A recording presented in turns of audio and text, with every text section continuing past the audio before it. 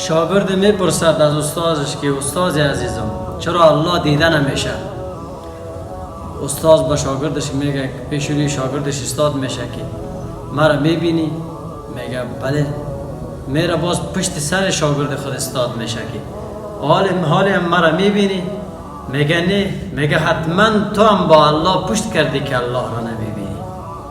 ان تعبد الله كأنك تراه فإن لم تكن تراه فإنه يراك. طور الله را عبادت بکنیم که گویا الله ما را میبینه.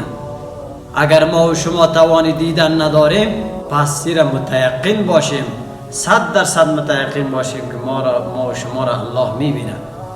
ما و شما بسیار خشوع و خضوع نماز را لازمی بگیریم به خود که الله متعال ما و شما را میبینه.